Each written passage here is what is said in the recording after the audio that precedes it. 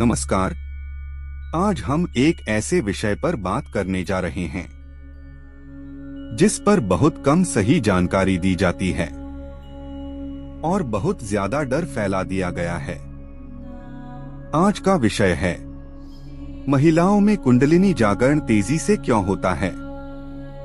अगर आप एक स्त्री हैं और आपने कभी बिना कारण रोना महसूस किया हो, ध्यान में शरीर में कंपन आया हो, पूजा के समय गहरी शांति महसूस की हो या अचानक ईश्वर के प्रति आकर्षण बढ़ा हो, तो यह वीडियो आपके लिए है।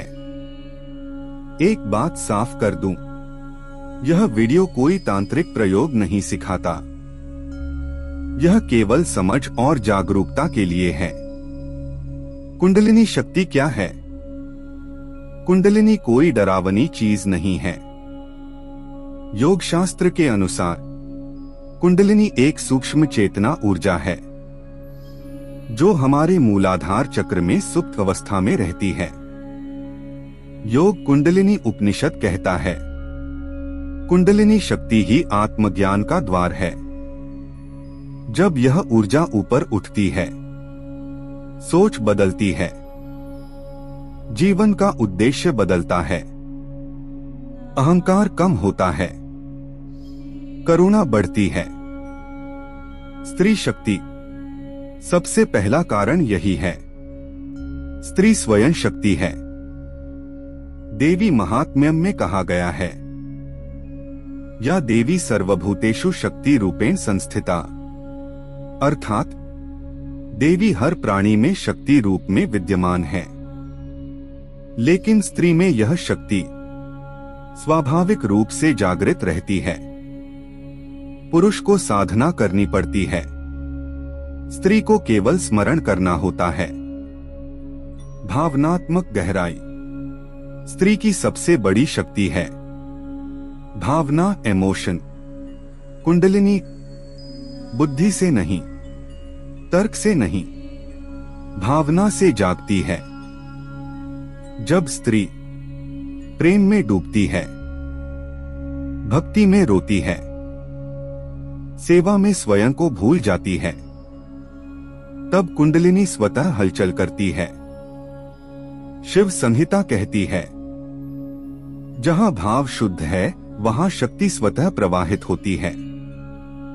गर्भधारण और चक्र जागरण। स्त्री का शरीर दिव्य है। गर्भधारण के समय मूलाधार सक्रिय, स्वाधिष्ठान सक्रिय, हृदय चक्र विस्तृत। इसीलिए बहुत सी स्त्रियां कहती हैं, बच्चे के बाद मैं बदल गई हूं।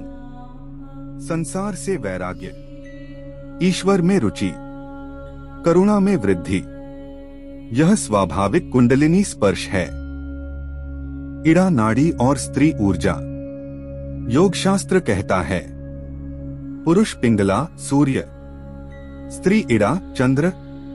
कुंडलिनी को चाहिए शांति, ठंडक, धैर्य, ग्रहणशीलता, जो स्त्री में स्वाभाविक है। हठ योग पर क्या कुंडलिनी जागरण खतरनाक है? नहीं, अगर आप जबरदस्ती नहीं कर रही, गुरु के बिना प्रयोग नहीं कर रही, डर के पीछे नहीं भाग रही। शिव संहिता कहती है, शक्ति शुद्ध मन में अमृत है, अशुद्ध मन में विष। महिलाओं के लिए क्या करें? डरे नहीं, अनुभव लिखें, साधारण जीवन जिए, भक्ति रखें, शरीर को आराम दें। किसी को अनुभव दिखाने की जरूरत नहीं। अगर आपके भीतर कुछ बदल रहा है तो उसे दबाइए मत और डराइए भी मत। मां शक्ति कभी नुकसान नहीं करती, वो केवल चेतना जगाती है। जय मां शक्ति।